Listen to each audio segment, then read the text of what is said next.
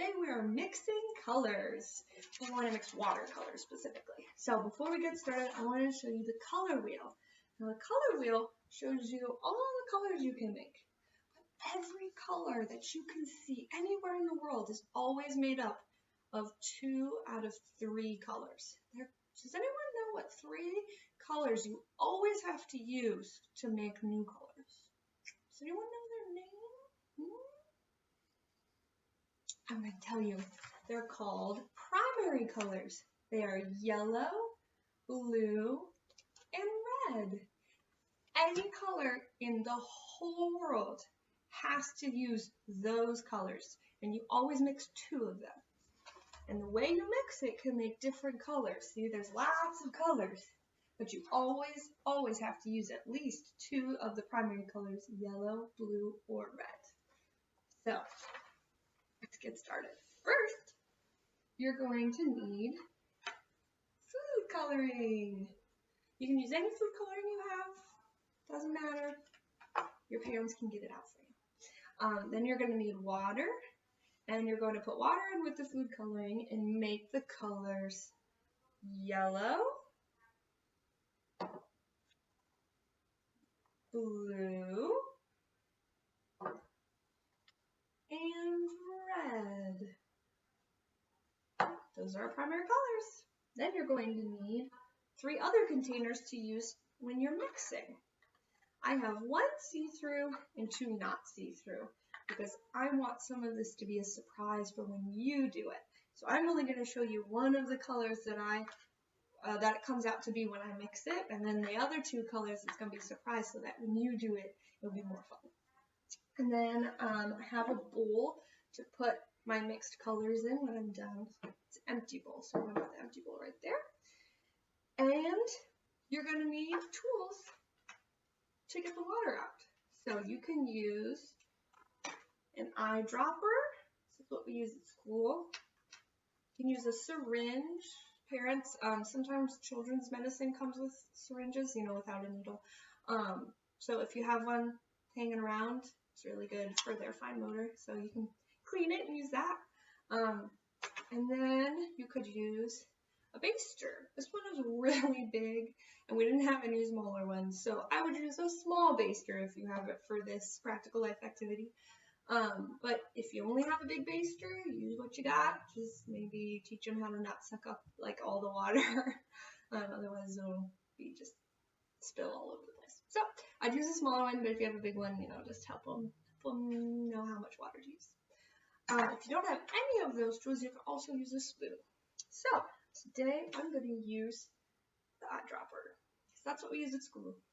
And then I also have a rag for spills. I'm going to put it right there in case I need it. Alright, so 3 primary colors. You need to pick 2. So I'm going to pick yellow first.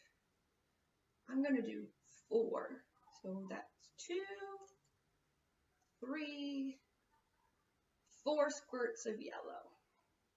And then I'm going to mix that yellow with blue. 1, 2, 3, 4. So I did 4 yellow and 4 blue. Mix, just a little bit so it swirls all together. It made what color? Green! Can you see it? Oh, that's my favorite color, my students know. So fun. All right, now, see, I'm going to do yellow again and red. See what color comes out to. 3, 4. 1, 2, 3, 4. All right, we can stir it together. It's so pretty. Can't wait for you to do this at home and see the color it makes. Oops, I made a spill. Gonna clean that up now. All right, and then the next colors I'm going to mix are blue and red. blue, 3, 4, and red. 1, 2, 3, 4. I'm gonna stir it together. It's so pretty. Oh. All right, I saw what colors these made, so I'm gonna dump them in here.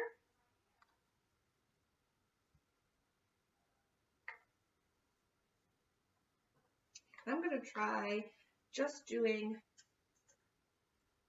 2 yellow and 1 blue. It still made green, but it made a lighter green, a light green, instead of that dark green it made before. So once you mix the colors, you can try how many of each, like how many drops of each you put in your container and see if it changes the color at all. So you can do a little experimenting and see. And that's color mixing. So once you're all done, make sure you go dump your water out at the sink. I'm going to get all the water out of my eyedropper and clean up. I'm going to take all my dishes, dump out all the water, and clean all the containers I used. Everything away. Thanks, friends. Have a good day.